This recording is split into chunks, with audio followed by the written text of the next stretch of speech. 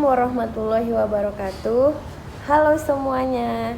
Perkenalkan, nama saya Fadila Nur Hasana.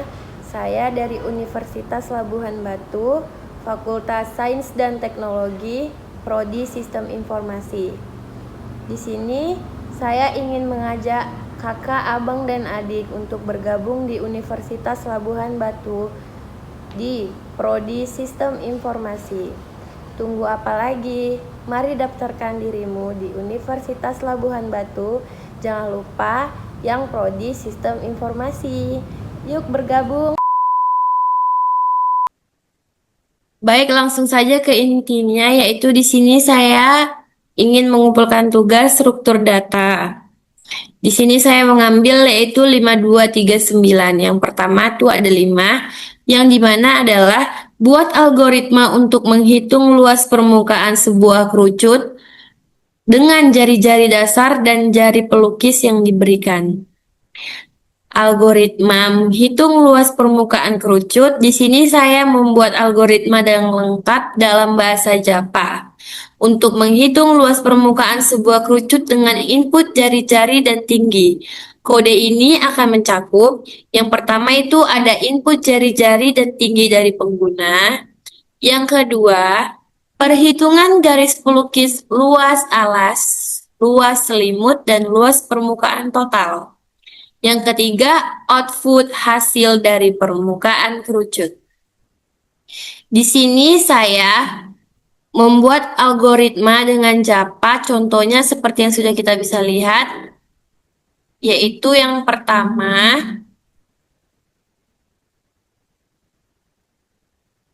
import Java Until Scanner.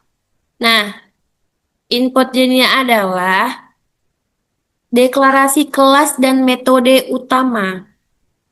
Yang kedua adalah public static void main. Nah, itu adalah mendeklarasikan metode main Java. Yang ketiga terusnya itu ada input jari-jari, ada input jari-jari alas, ada input garis pelukis, dan input dari kerucutnya. Di sini saya mengambil masukkan jari alas kerucutnya di 4. Bisa kita lihat. Dan saya memasukkan garis pelukis kerucutnya 2. Maka outputnya adalah 75.40. Seperti yang bisa kita lihat di sini pemrogramannya. Bisa kita lihat kan, saya memasukkan jari-jari alas kerucut 4 dan saya memasukkan garis pelukis kerucutnya 2. Maka outputnya adalah 75.40. Baik, di sini saya juga mengambil yaitu yang kedua dengan nomor 2. Balok sama seperti kubus namun panjang, lebar, dan tingginya bisa berbeda-beda. Penjelasan tentang balok. Balok adalah bangun ruang 3 dimensi yang memiliki 6 sisi di setiap sisi berbentuk persegi panjang. Balok memiliki 3 dimensi utama, yaitu yang pertama P atau yang biasa disebut dengan panjang, yaitu sisi terpanjang dari balok. Yang kedua lebar atau L yang disingkat biasanya, yaitu sisi yang lebih pendek dari panjang. Yang ketiga itu ada tinggi atau biasanya disebut dengan T, jarak dari alas ke puncak balok. Di sini saya ingin menjelaskan sedikit saja tentang cara pembuatan baloknya ya guys. Di sini saya menggunakan program Java juga sama yang bisa kita lihat, yaitu yang pertama import Java Ulti Scanner, yaitu digunakan untuk mendeklarasi kelas. Nah, yang kedua ini adalah input panjang, input lebar, dan input tinggi. Jadi di sini saya menginput panjang baloknya itu 5. Ini bisa kita lihat. Masukkan lebar baloknya saya memasukkan 3. Dan masukkan tinggi baloknya saya masukkan 2. Maka hasilnya 62,00. Bisa kita lihat bersama-sama. Ini adalah contoh program yang saya buat dan menampilkan outputnya ini guys. Jadi kalau kita memasukkan yang lain juga nomor lain bisa, tapi nanti hasil outputnya juga berbeda. Yang ketiga saya mengambil di 3 juga. Gambarlah algoritma yang menggunakan operator logika untuk mengambil keputusan berdasarkan beberapa kondisi. Jelaskan hasil yang diharapkan dalam setiap kondisi. Algoritma pengambilan keputusan dengan operator logika. Di sini saya mengambil contoh seseorang boleh masuk ke ruangan jika yang pertama dia memakai masker, yang kedua suhu tubuh di bawah 37,5 derajat Celcius. Nah, di sini saya menggunakan logika yang digunakan itu kita menggunakan operator logika AND dan OR. Ini dia, seperti kita bisa lihat di sini. Jika kita masih memakai masker, itu true. Atau yang kita bisa dengar itu adalah benar. Dan suhu 3,7,5 derajat Celcius, maka diizinkan masuk. Jika tidak, maka tidak diizinkan masuk. Algoritma dalam bahasa naturalnya apa? Nih, kita bisa lihat di sini. Yang pertama itu ada mulai. Yang kedua, masukkan status memakai masker, true atau false. Yang biasanya itu benar atau salah. Nah, masukkan suhu tubuh. Apakah dia melebihi yang sesuai dengan program 37,5 derajat Celcius? Maka dia tidak lebih dari itu, maka dia diizinkan masuk. Artinya true. Dan jika tidak, tampilannya tidak diizinkan masuk, artinya false. Nah, selesai. Hasil yang diharapkan dalam setiap kondisi, seperti yang bisa kita lihat, memakai masker. True, true, benar-benar salah-salah.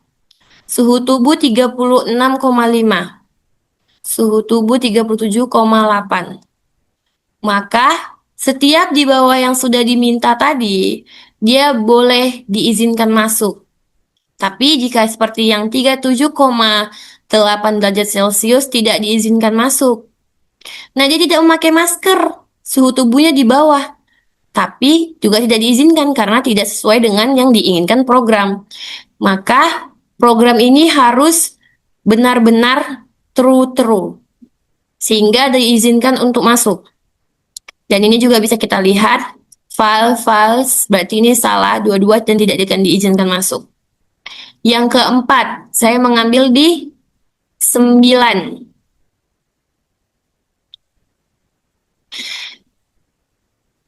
Jelaskan bagaimana struktur if-else. If-else dapat digunakan dalam pemrograman untuk menangani multiple kondisi. Berikan contoh program sederhana yang menentukan apakah sebuah tahun adalah tahun kabisat atau bukan. Struktur if-else. If-else ini digunakan tuh biasanya menangani beberapa kondisi secara berurutan. Program akan mengevaluasi kondisi dari atas ke bawah dan akan menjalankan hanya blok pertama yang kondisinya bernilai true. Apa yang bernilai true? Bernilai benar.